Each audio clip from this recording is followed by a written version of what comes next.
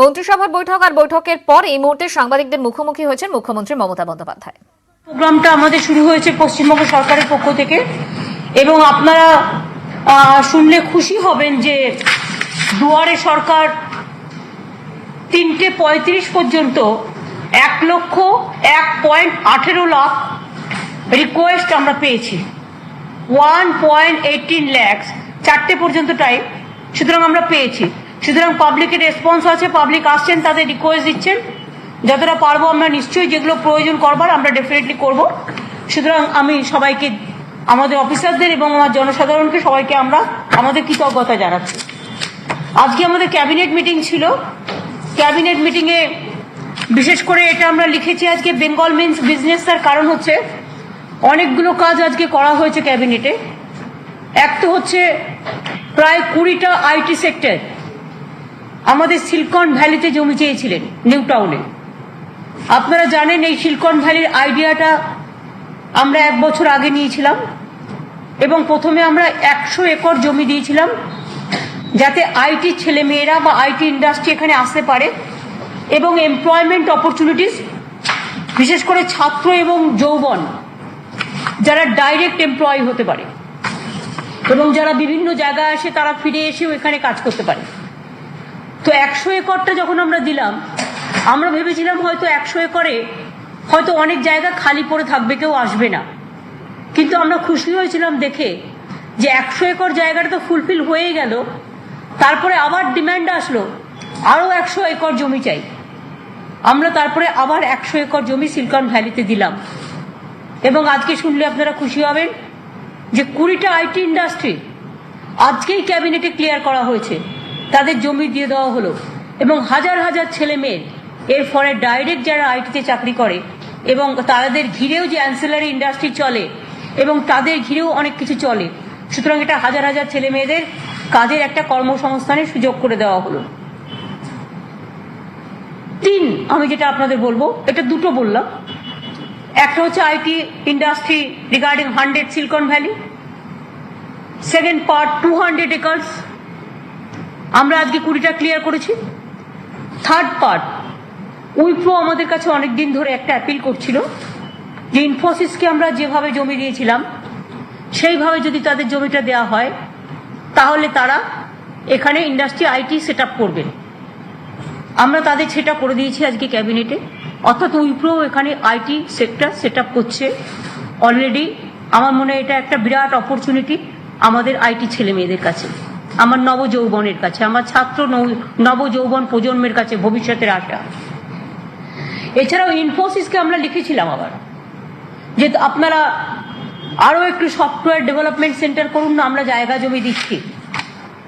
তাতে ওনারা লিখেছেন, আমাদের উত্তর দিয়েছেন, we would like to assure you that we are committed to the construction and development of the software development centre at Calcutta. Final submission of approved sanction plan of New Town Kolkata Development Authority (NKDA), which we intend to submit in December 2020. Infosys রাজি হয়েছে এবং তারা 20 ডিসেম্বরের মধ্যে তারা submit করবে তাদের approval plan. এবং আবার বলেছেন, we are reasonably confident that we will start the construction in July 2021 and complete it within 24 months thereafter কাজ শুরু করবে। সুতরাং এই চিঠিটাও আপনারা চাইলে এই চিঠিটার কপি যদি ওদের আপত্তি না থাকে, we can give it to the press if they don't oppose. সুতরাং এই কেসগুলো তো আপনাদের আমি বললামই। এছাড়াও জলপাইগুড়িতে একটা আমাদের স্টার সিমেন্টের একটা বড় ইউনিট হতে যাচ্ছে, তার জমির প্রয়োজন ছিল, ওটা আমরা দিয়ে দিয়েছি। এছাড়াও আরো অনেকগুলো রকম ছোটখাটো হয়েছে। এছাড়াও আর একটা সিদ্ধান্ত আজকে ক্যাবিনেটে নেওয়া হয়েছে, সেটা খুব ইম্পর্টেন্ট। লকডাউনের কারণে আপনারা জানেন 23শে মার্চ থেকে সরকারি অফিস বন্ধ থাকায় অনেকেই এই যে 1426 অর্থাৎ এই যে 2020 বলুন, শেষের দিকে জমির খাজনা জমা দিতে পারেনি। ফলে ভূমি আইন অনুযায়ী পূর্বের বছরের খাজনা বর্তমানে জমা দিতে গেলে তাদের 6.25% হারে সুদ দিতে হতো। কিন্তু আমরা সরকার সিদ্ধান্ত নিয়েছি, যেহেতু এটা মানবিক সরকার এবং সবসময় আপনারা জানেন যাদের কৃষি জমি তাদের কাছে আমরা খাজনা নিই না, শস্য বীমা আমরা করে দিই, কৃষক বন্ধুর 5,000 টাকা আমরা দিই, কৃষক মারা গেলে 18 থেকে 60 বছর হলে আমরা 2 লাখ টাকা দিই, আরো অনেক সুযোগ সুবিধা দিই। কিন্তু যারা ধরুন মানে যার কৃষি জমি নয় কিন্তু অন্য জমি বা তাদের ভূমি অন্য ভূমি এবং যারা এই আইনের মধ্যে পড়ে না কিন্তু তাদের খাজনা দিতে পারেনি বেচারা অফিস বন্ধ থাকায়, তাদেরও টাকা পয়সার অভাব হয়েছে, এখন দিতে গেলে তাকে 6.25% হারে সুদ দিতে হবে। এটা গভর্নমেন্টের সিস্টেম। আমরা সিদ্ধান্ত নিয়েছি তাদের কথাও ভেবে 1426 বঙ্গাব্দের জমির খাজনা জমা দিতে গেলে 2000 জুন পর্যন্ত আমরা টাইমটা বাড়িয়ে দিলাম, কোনো খাজনা সুদ দিতে হবে না। কৃষি জমিরও যেমন আমরা সুদ নিই না, অন্যান্য জমির ব্যাপারেও আমরা বলছি যে আমরা যে সুদটা দিতে হতো, যেহেতু প্যান্ডামিক সিচুয়েশন একটা কোভিড হয়েছে, মানুষ দিতে পারেনি, এই সুদটা আগামী জুন মাস পর্যন্ত তাদের ডেটটা এক্সটেনশন করে দেওয়া হয়েছে রিনিউ করবার জন্য, এবং কোনো সুদ দিতে হবে না। বছরের খাজনাটা তারা তো রিনিউ করে, তাই তো? এটা ভাষণটা কি? জমি প্রতি বছর খাজনা দেয়, খাজনাটা রিনিউ করে, জমির খাজনাটা রিনিউ হবে বা টাকাটা দিতে হবে না। এটা জুন পর্যন্ত টাইম দিয়ে দেওয়া হয়েছে।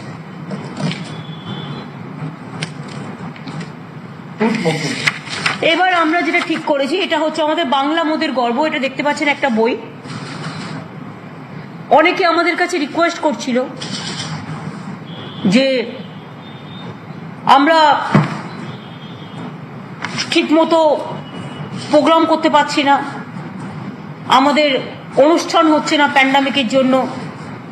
সুতরাং এসব নানা রকম কমপ্লেন আমাদের কাছে আসছিল বলে আমরা একটা ঠিক করেছি, গভর্নমেন্ট মেলা, exhibition, expo, MSME, information, culture, tourism, এই ডিপার্টমেন্টগুলোকে নিয়ে আমরা করব।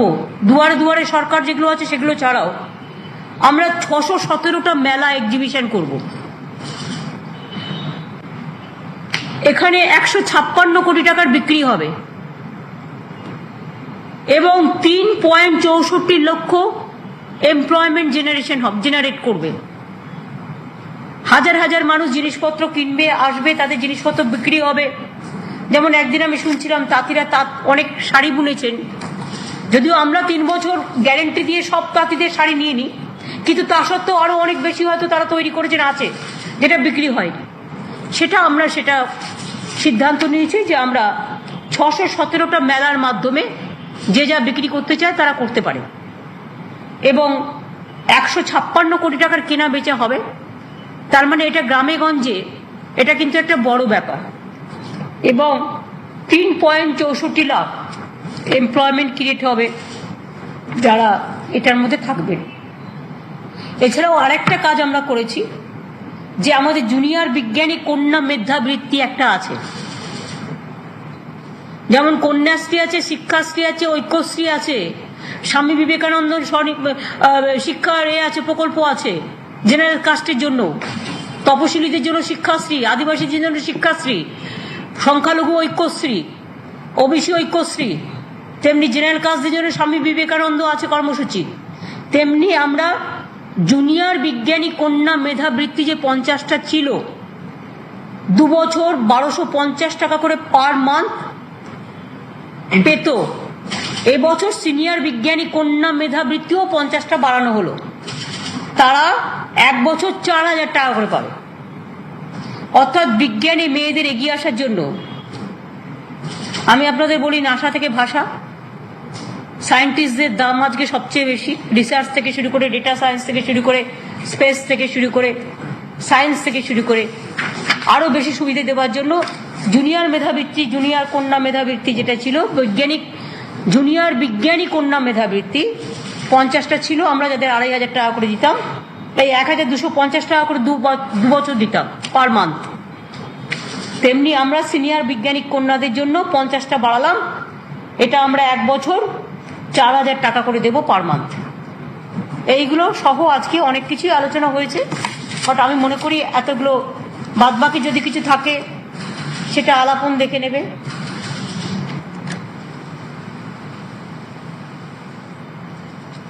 আছে আর কিছু, বাংলা মোদের গর্ব, এই বইটা আমরা করেছি এই কারণে, এর মধ্যে অনেক লোকপ্রসার শিল্পী, সাংস্কৃতিক কর্মী, তারা কতদিনের মেলায় কত কাজ পাবে না পাবে ডিটেলস প্রেস যদি মনে করে আইএনসি ডিপার্টমেন্ট, আমি আলাপনকে বলবো একটা করে সৌম্য ওনাদের দিয়ে দেবে।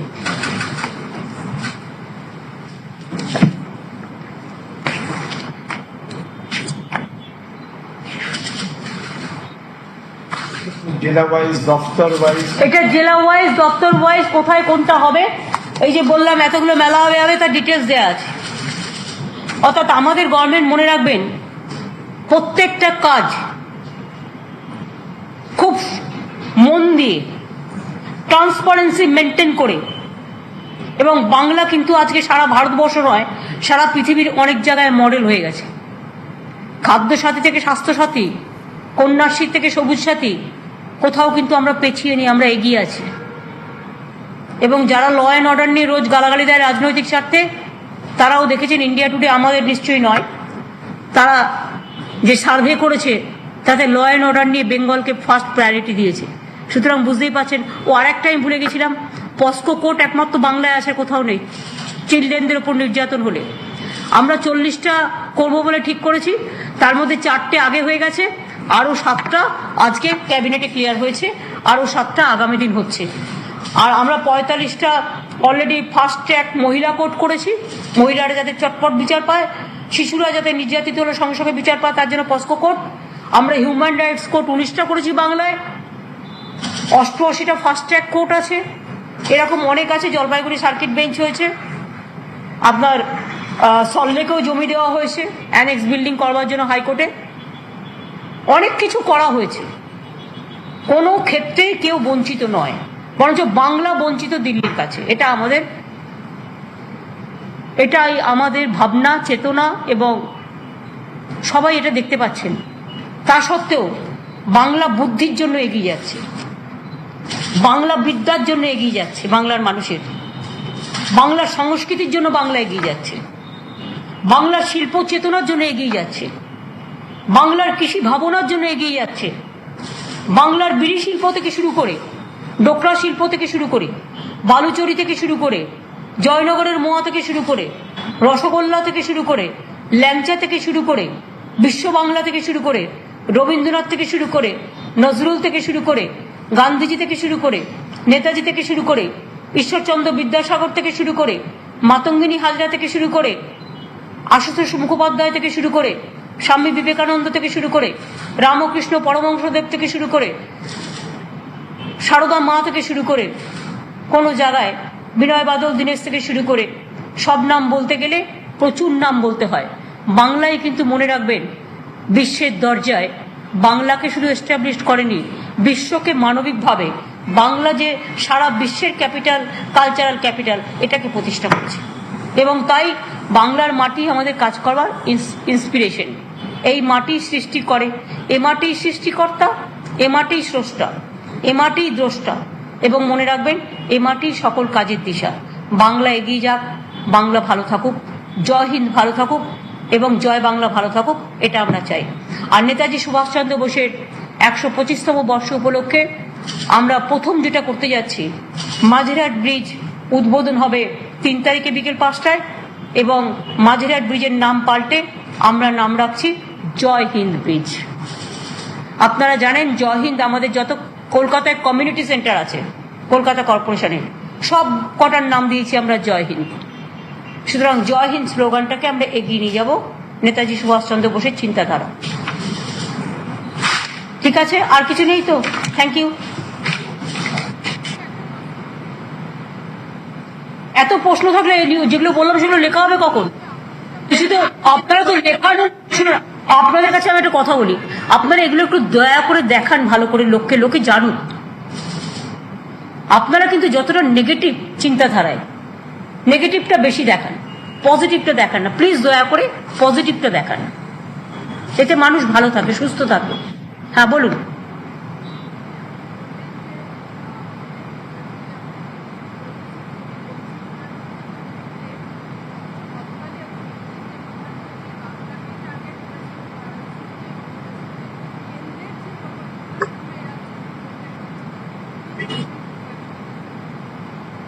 কেউ যদি পার্সোনালি পকেট থেকে কোনো চিরকুট বের করে বলে যে এটা আমার, তোমায় দিলাম, তোমাকে এটা করতে হবে, আমরা যে চলি কনস্টিটিউশন অনুযায়ী চলি।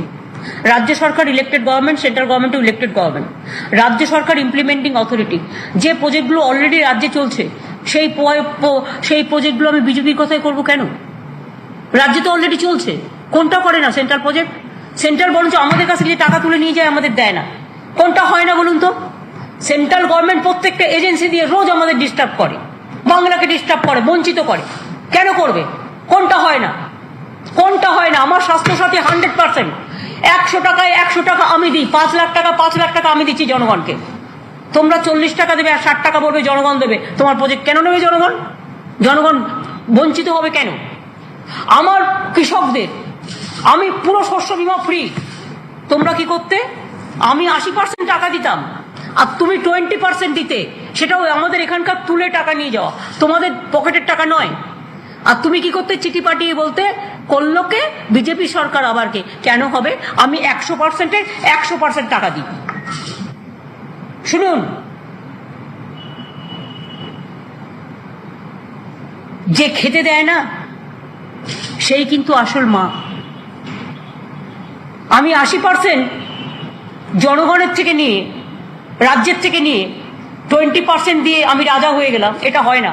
আমি কৃষকদের থেকে 1 পয়সা নিই না শস্য বীমায়, মনে রাখবেন। 100 টাকায় 100 টাকা দিই। তো কোন প্রজেক্টটা ভালো? 80 টাকা দিতে হবে সেটা ভালো জনগণকে, না 100 টাকা জনগণ পাবে বিনা পয়সায় সেটা ভালো? 5 লাখ টাকায় আয়ুষ্মানের নামে কিছু লোক, 1.5 কোটি, আমার এখানে 10 কোটি লোক, আমি 10 কোটিকে স্বাস্থ্যসাথী দিচ্ছি। যারা হেলথ ডিপার্টমেন্ট আছে তাদের তো অলরেডি প্রোগ্রাম আছে, আপনাদের মা বই টাবই, আপনারা যে কোনো একটা অপশন নিতেই পারেন। আর ওদেরটা কি? উনি 60 দেবেন আর 40 দেবে কে? জনগণ। তা আমি স্বাস্থ্যসাথীতে যখন 100% দিচ্ছি, আমি ওটা নেবো কেন? 40% টাকা আমি আবার কেন দেবো? এবং কজনের জন্য?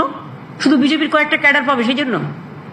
আর কৃষক বন্ধু 3টে স্কিম নিয়ে ওরা বলে, কৃষক বন্ধু 5,000 টাকা করে মাসে আমরা দিই। কৃষকদের জমির খাজনা আমরা নিই না। কৃষকদের আমরা ধান দিন চেক নিন, আমরা করি ডাইরেক্ট ধান প্রকিউরমেন্ট করি। কৃষক বন্ধু একটা কেউ মারা গেলে 18 থেকে 60 বছর আমরা 2 লাখ টাকা করে দিই।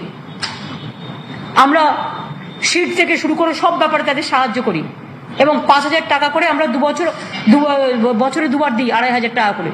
কোনো জমি ভেসে গেলে, কোনো বন্যা হলে, হলে সবকিছুতে আমরা দিই।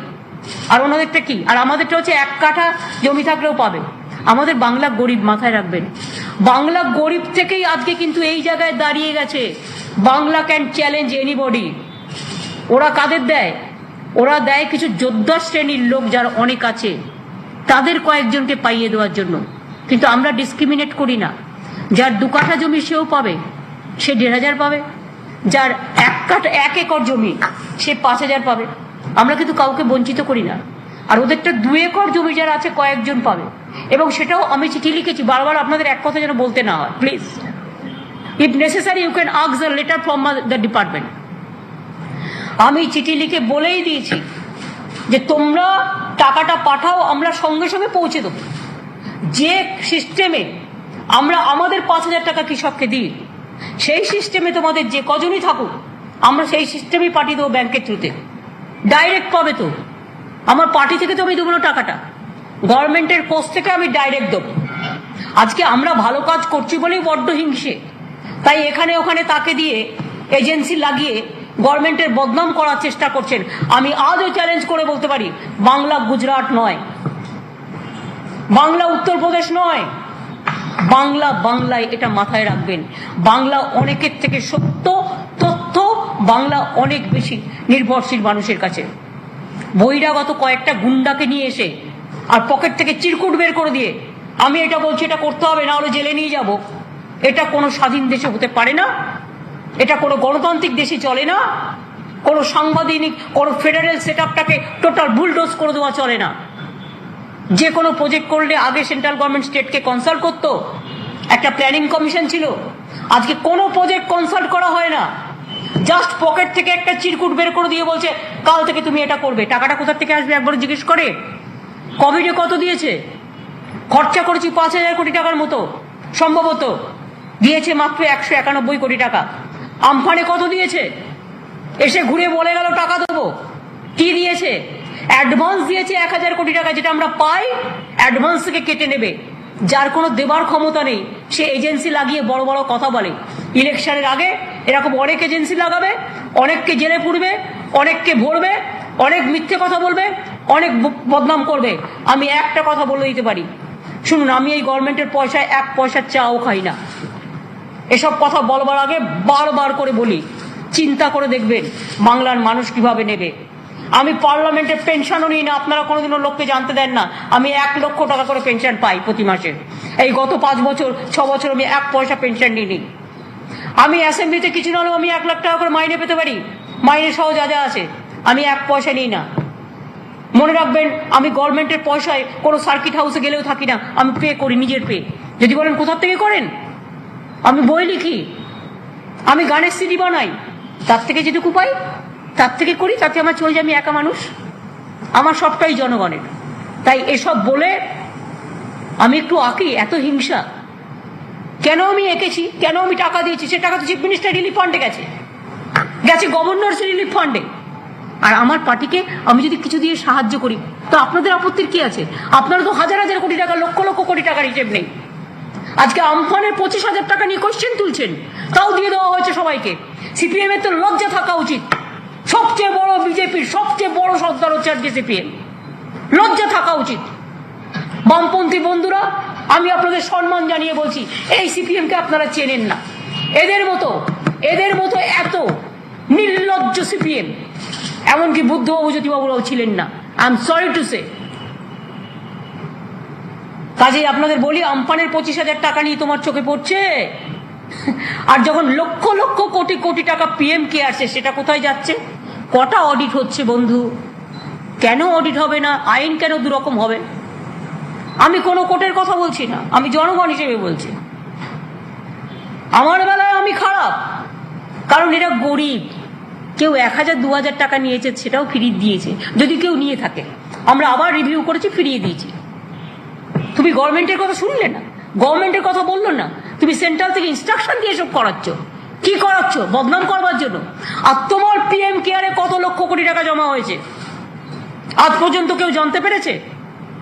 আজ পর্যন্ত আমি চ্যালেঞ্জ করছি, মিডিয়া জানিয়েছেন, জানাবার ক্ষমতা আপনাদের আছে? কি দিয়েছে কোভিডে প্রাইম মিনিস্টারের ডিপার্টমেন্ট থেকে বা হেলথ ডিপার্টমেন্ট থেকে? কয়েকটা ভেন্টিলেটার, তাও কেউ আমেরিকা তো দিয়েছে কিছু ভেন্টিলেটার সাহায্য, কারণ এরা হাইড্রো অক্সাইড ক্লোরোকুইন দিয়েছিল তার পরিবর্তে। কি দিয়েছো? কি দিয়েছো? দেওয়ার ক্ষমতা নেই, ভাত দেওয়ার ক্ষমতা নেই, কিল মারার গোসাই। প্রস্তুত থাকো, আগামী দিন মানুষ ইঞ্চিতে ইঞ্চিতে উত্তর দেবে। বিনা যুদ্ধে 1 ইঞ্চি জমি বাংলার মানুষ ছাড়বে না। যতই বদনাম করার চেষ্টা করো, যতই জেলে ভরার চেষ্টা করো, আর যতই এজেন্সিকে কাজে লাগিয়ে বলো এইটা করতে হবে ওইটা করতে হবে, আমি কোনোদিন দেখিনি। আপনারা তো জানেন সাংবাদিক বন্ধুরা, একটা চ্যানেলের কে হেড হবে সেটাও ঠিক করে দিচ্ছে পিএম এর ডিপার্টমেন্ট থেকে, নয় হোম ডিপার্টমেন্ট থেকে। একটা চ্যানেলে কে এডিটর হবে সেটাও ঠিক করে দিচ্ছে।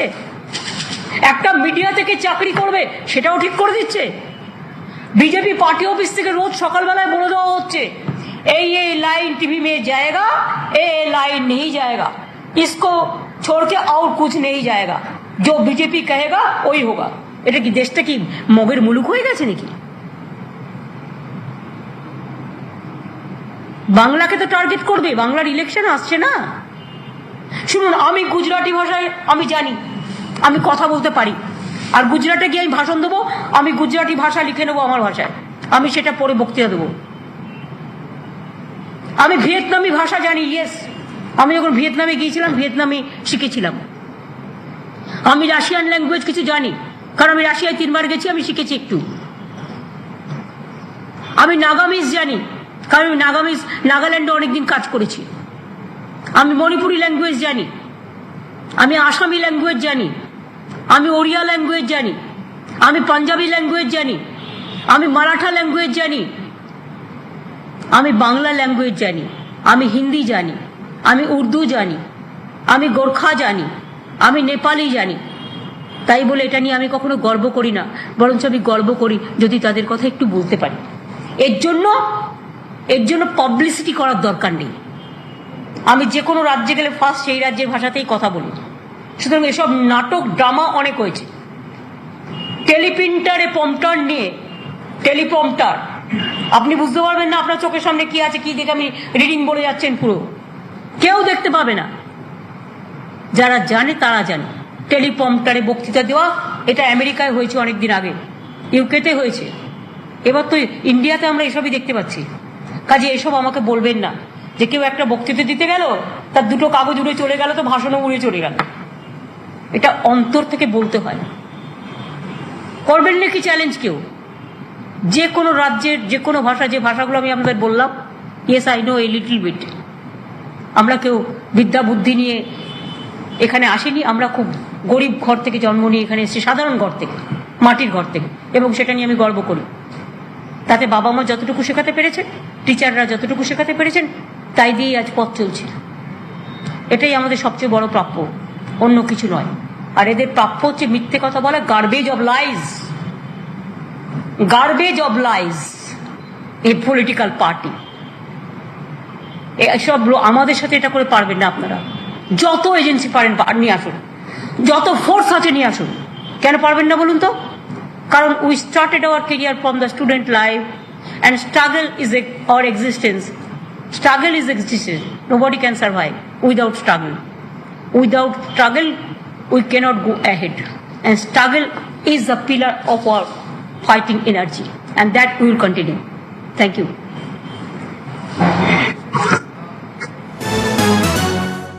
लुटेरा आएगा लेके चला जाएंगे। बीजेपी क्यों ऐसा कर रहा है? बीजेपी देश को क्यों नहीं देख रहा है? देश का इकोनॉमी क्यों डेवलप नहीं कर रहा है? कोविड का वैक्सीन लेके जल्दी से जल्दी वैक्सीन लोगों को क्यों नहीं पहुंचाया? क्यों फार्मर्स के ऊपर में इतना अत्याचार करते हैं? ये क्यों फार्मर्स का बातों बातों पे, चाहे फार्मर्स हो चाहे हॉकर्स हो, सब उसका पॉकेट से स्लिप निकालता है। पार्टी ने जो तैयार कर देता है, स्टेट को बोलता है आपको एक करना पड़ेगा। क्या state they are behaving, state government just like a bonded labour? Do you think that we are the bonded labour? हम लोगों के साथ ऐसा क्यों जास्ती कर रहा है? फार्मर्स का इशू में कोई पॉलिटिकल पार्टी सपोर्ट नहीं किया है बीजेपी छोड़ के, क्यों उन्होंने किया है? हॉकर्स का इशू, हमारा हॉकर्स स्कीम है, हम क्यों उसका बात सुनेगा? हमारा किसान के लिए एक स्कीम है, हम क्यों उसका बात सुनेगा? हमारा किसान अच्छा रहे हम चाहते हैं। हमारा किसान को जोर जबरदस्ती होना नहीं चाहिए। अगर ये होगा तो देश में आपको सोचना है कि आने वाला दिन क्या आ रहा है। ये 300 मेंबर लेके जो हॉक उन्होंने दिखा रहा है, ये ठीक नहीं है। राजीव जी का टाइम में हम एमपी थे, हमने देखा 400 एमपी था राजीव जी का, कोई कुछ नहीं बोलने सकते थे। लेकिन राजीव जी भी ऐसा काम कभी नहीं किया है।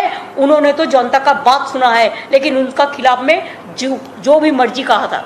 इंदिरा जी का खिलाफ में क्या नहीं बोला था, सबको खिलाफ में लोग कहा था। और उन्होंने जब पावर में नहीं था तब क्या बोला था, आज जब पावर में है क्या बोल रहा है। जस्ट इसको कंपेयर कर लीजिए। अगर अटल जी आज जिंदा रहता तो इसको सपोर्ट करते? अगर जो लोग बीजेपी का पहले से है, परंपरा बीजेपी का है, वो लोग इसको सपोर्ट करते? कोई सपोर्ट नहीं करते। फार्मर्स का बात फार्मर्स के ऊपर छोड़ दो ना, इसको इंटरफेरेंस करने का जरूरत क्या है? सब कुछ लूटने के लिए और क्या चाहिए? देश का होम मिनिस्टर देश को बॉर्डर नहीं संभालता है, पॉलिटिक्स करते हैं सबको लेके। म्यूनिसिपल इलेक्शन में भी कैंपेन करते हैं। म्यूनिसिपैलिटी करेंगे तो उसको म्यूनिसिपैलिटी कमिश्नर बना दीजिए। अगर म्यूनिसिपैलिटी करना चाहिए तो म्यूनिसिपैलिटी का कमिश्नर बना दीजिए। अगर उसको स्टेट करने अच्छा आता है तो चीफ मिनिस्टर बना दीजिए। और अगर देश का होम मिनिस्टर बनने चाहते हैं तो देश को होम मिनिस्टर बना दीजिए। और prime minister, please see, you are the prime minister of this country, we respect your chair. Please try to maintain that. Don't accuse and abuse us every day. Bengal, please don't forget. There was a slogan earlier, what Bengal thinks today, India thinks tomorrow. Bengal was always in the forefront of the आज़ादी का movement, चाहे Renaissance, चाहे अच्छा काम, चाहे संस्कृति, चाहे हम पूरा देश का साथ में है। जब कोई राज्यों ने एक बात नहीं कह सकता है डर के मरे, हम बंगाल चुपचाप नहीं रहते हैं, ये हमारा आदत है। बंगाल हॉट चीज में बांग्ला बांग्ला बांग्ला का बात कहते हैं। और Bengal is the only state where Hindu, Muslim, Sikh, ईसाई, बिहार, राजस्थान, गुजरात, मराठा, पंजाब, सिंधु सब एक साथ में रहते हैं। हमारा कोई फर्क नहीं है। मैंने जो आपको बोलना था बोल दिया। Thank you so much.